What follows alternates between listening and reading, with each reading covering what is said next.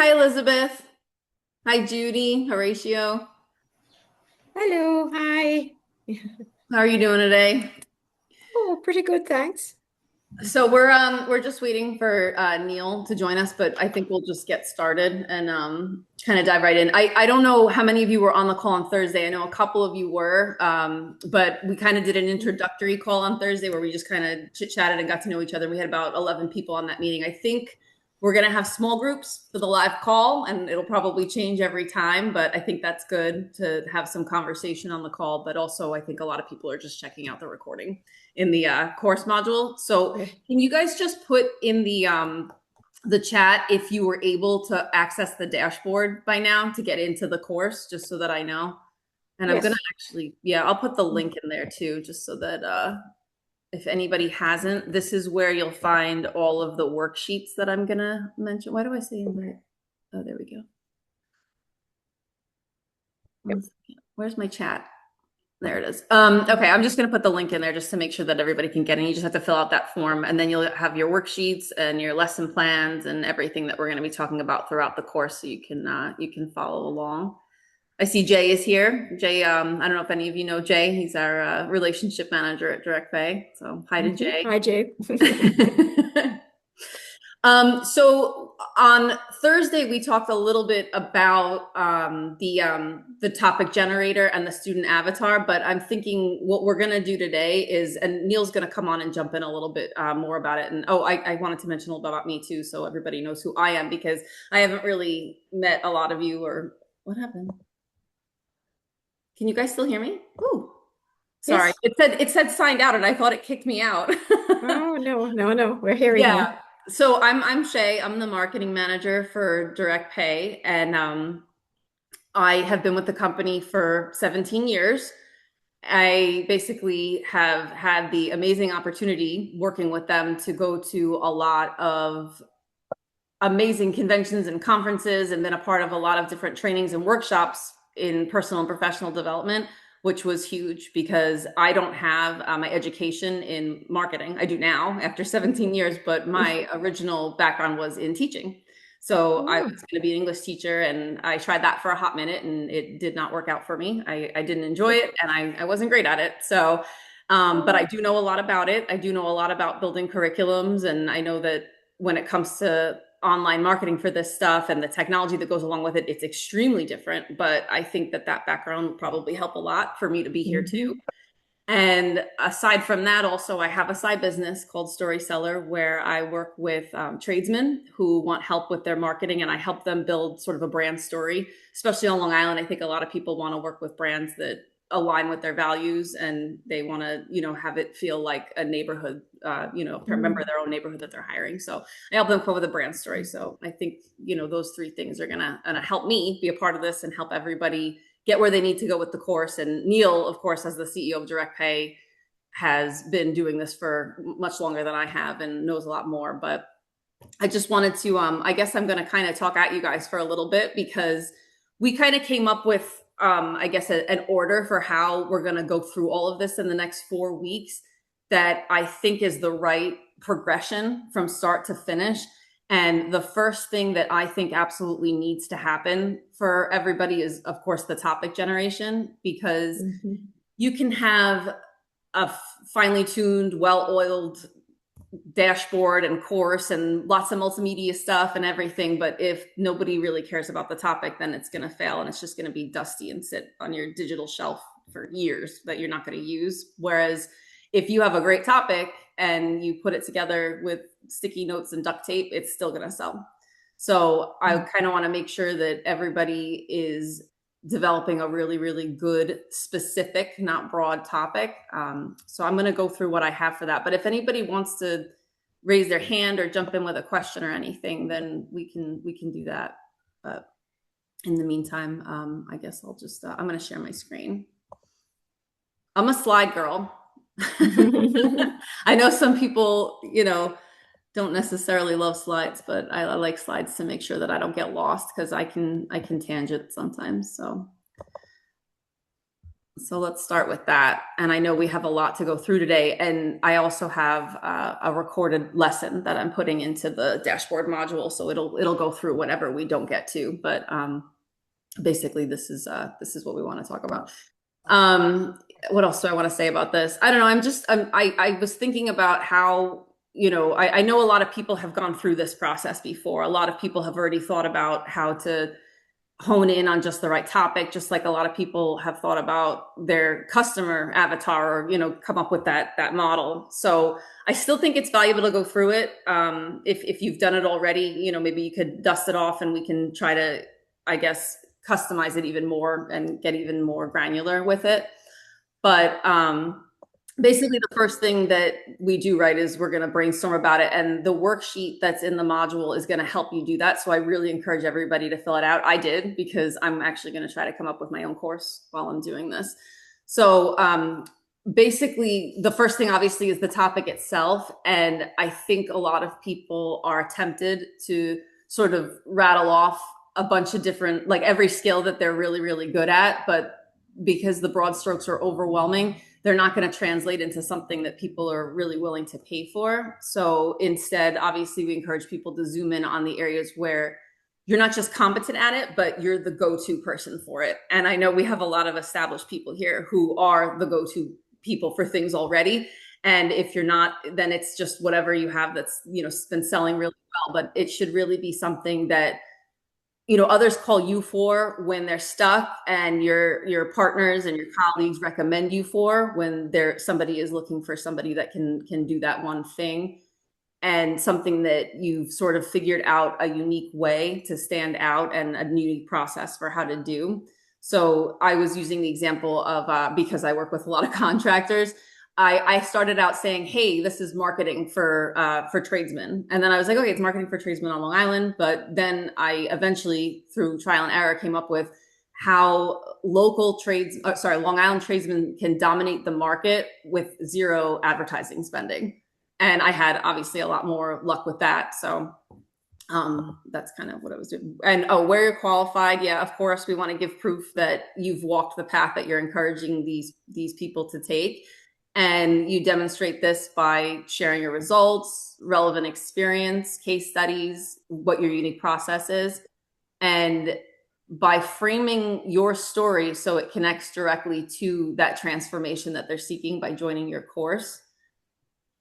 And as far as transformation, how does the course take them from current struggle to desired outcome?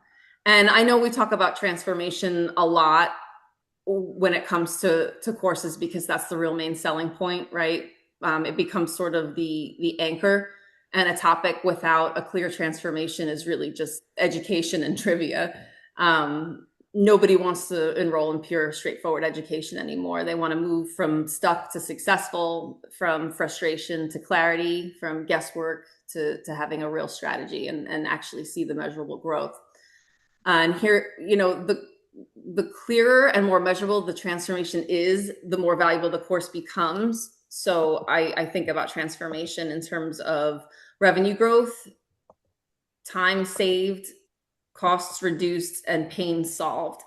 So when your course promise paints a vivid before and after picture of these things, they don't just see the information, they start to see their future self. It's us 4 weeks from now, if we're able to actually get this course live, right?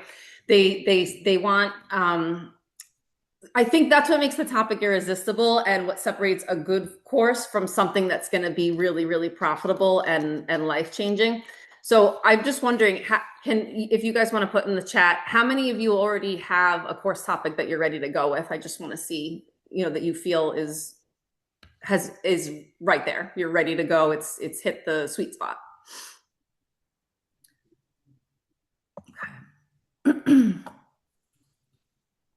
So the next part we touched a little bit on Thursday, and honestly, this is really Neil's expertise more than mine. I kind of, unfortunately, and this is a bad confession, have avoided SEO and different types of research when it comes to marketing. And I, of course I've done it, but I've kind of not become an expert at it even in those 17 years. So he can talk a little bit more to this, I think. I'm not sure if he's here yet, but If Yep. not, yeah, there you are. Okay, yeah, you can speak a little bit more to this part, I think. But basically, we talked a little bit about Google Trends, Answer the Public, SparkToro, TikTok Creative Center, and I just threw in AI there, just because I know that that's going to become more and more relevant. So we probably should be learning about it now and figuring out how we're going to use that now. But I has anybody can anybody say if they've used any of these before? I'd also like to see that in the chat if you could do that. Let's see what's been popular.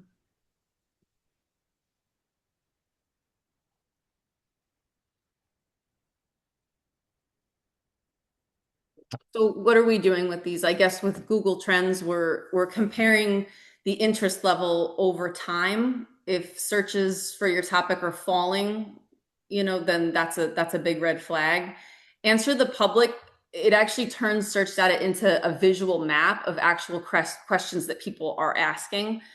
SparkToro, I don't know SparkToro. It just came up when I was looking up things for this, but it shows you what your audience reads, watches, and listens to. In other words, where they hang out online, which is pretty cool. And obviously, TikTok Creative Center is a free tool that shows you the trending keywords and hashtags that people are using in there.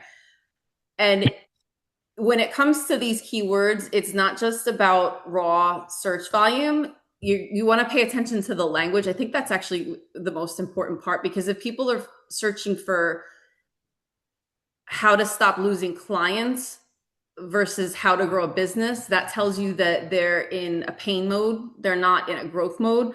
And that tiny subtlety can help you sort of frame your topic to meet them where they actually are. Right. You want to, yeah. Yeah, can I say something, a little something about that? Now, I think a lot of coaches want to stay positive, and absolutely um, that is definitely the way to go. But when it comes to marketing and when it comes to people opening their wallets or clicking on things, uh, the motivation is usually more solving problems, getting rid of pain. So instead of going after something, they're kind of avoiding something or running away from something. Right. So when you're doing a campaign, so there's a big difference, I think, between your course title, right, and your marketing campaign, right? Because your course title can solve the problem, can get them to where they want, right? Your marketing campaign is going to help them realize this is their problem, right? Help them identify this is what I need to solve. So it's very helpful when you're looking at Google Trends to see what people are searching for. This way, right? They're self-identifying already, right? And then you can get just a little bit more granular and detailed about your avatar, right? And you can get very clear on that. Um, so it's kind of a feedback loop, right? You're starting your course title, you're creating your campaign, that you're starting to see. I guess at first you're looking at your avatar, right? And you're looking at your ideal audience. And I guess when you're doing avatars, I think that's the next Yeah. right? That's okay. We'll get into that. I guess this is a good transition time, right? Because uh, when you're getting into your avatar, I think you need to be very clear, um, and it has to be, let's say, consistent, right? Basically, if you are looking for people to go into a program that costs $25,000, right? We have to kind of do the math backwards as far as income level and as far as I guess available cash to spend, right? And start to build from that standpoint. Otherwise, you're going to have a lot of people coming into your program, that would not necessarily be qualified, right? There are other, let's say, solutions to bridge that gap. So there's, I guess, credit lines and things like that. And I think some of our most successful clients have been able to fill that gap and have been able to retain another 5% of their sales through credit. But it's still only 5%, right? If they were going to depend on that demographic, I guess the people who really are trying to reach for their program, it starts to, I guess, it starts to become a really, uh, I guess, high hill to climb, right? It's an uphill battle that is sometimes insurmountable, right? So, but let's go back to the topics. And using the Google Trends. You want to pay attention to, I guess, your time frames as well. I think I touched on this in the last class, right? If you're looking at a 1 year or 2 year uh, data set, right? And you're seeing how many people are searching for these topics, or what they're searching for. Um, that's a good time frame or data set for your course title, right? Because it's consistent. Now, for your marketing campaign, it might be a much smaller time frame, 1 month, 3 months, 6 months, right? And that's the time frame in which you're going to run your campaign. Does that make sense to everybody? Right? Because it could be, let's just say, um, I'm doing something about, okay, I'm learning how to cook, right? I know this is completely off of coaching and things like that, but just kind of bear with me, right? I'm teaching a class on how to cook. And my topic is, I guess, mastering your kitchen from front to back. Um, and so your marketing campaign might be, let's just say, in the spring, right? People are strawberry picking, or in June and things like that. You want a topic, you want to grab them at that period of time or that point of time, right? I think there was a good example, coffee, cafes, lattes, and things like that, right? There were more interest in searching for how to make good coffee or good latte during the colder months, all right, from September to March, right? In the summer, there's not as much interest. So you kind of have to bear seasonality in mind when you're looking at your marketing campaign.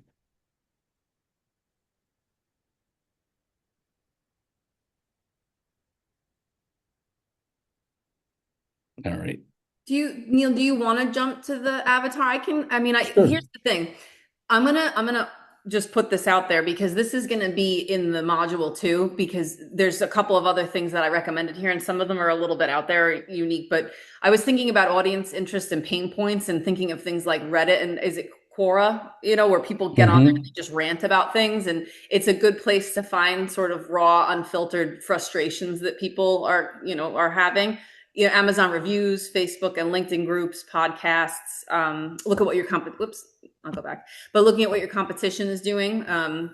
So these are just different platforms where you can do some more research, and I'll put a little bit more in about it in the lesson module. But I think that's really speaking for itself. So um, Yes. I think there's so much, I guess there's a lot of time that needs to be invested in a platform like Reddit, right? Because people do go on rants, and the threads are, I guess, a mile long. Uh, you know, you might, I've done a Chat GPT prompt that goes into a thread. a Reddit thread. So to kind of summarize it, what's the general consensus? What's the general feeling? Things like that on this particular Reddit thread. I think that's very useful if you don't want to spend hours and hours reading through, I guess, a mile-long rant, of people going back and forth. So that's a little bit of a time saver there. Um, yeah. So yeah, that would be a little trick that I would definitely use or throw out there. Okay. Yeah, this is just summing up, I think. But the one thing that I guess I want to mention is, what format are your ideal students looking for? Just because I didn't really think that much about that. I assumed I knew in my own business. So I was doing a lot of videos because I thought that's what's hot and that's what people want. And that actually was not true at all for my audience. They did not watch the videos. So just a thought. But we'll get into that more, I'm sure, with the content creation next week. So Yeah. this is just a validation summary. Yeah, I like this question too. On a scale of 1 to 10, how confident am I in launching this? And if it's under a 7, what would raise it? How good do you feel about it? How much do you feel that you are the absolute go-to expert on this and that you have something truly unique to say about it? So Right. jump to the So avatar though. Go ahead. You can. I think we have a lot of the majority of the folks here have not only, I guess, delivered programs, but also part of programs. And I think that's very key to delivering your own program, right? If you haven't taken a program like it, right? So, and that's on all sides of the spectrum. So you can have a $120,000 program, or you can have a, 999 challenge, right? Or a $25 challenge, right?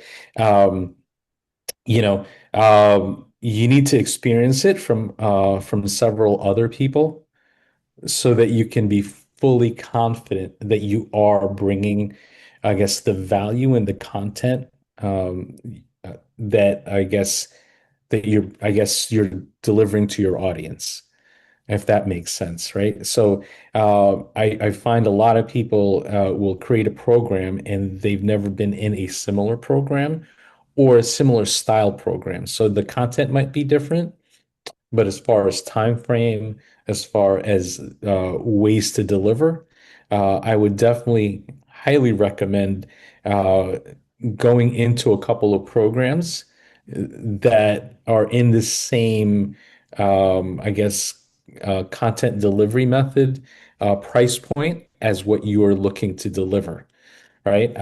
Because that really validates what you have created and say, okay, either mine is better, right? I'm delivering so much more content and value in my program than this other program. This is great, right? That would get me to a 9 or a 10. Or man, okay, they did some really good things in that program, and I think I want to do that. Right. So I'm feeling like a 5 or a 6, but if I do that, I'll get myself to a 7, 8, 9, or 10, if that makes sense.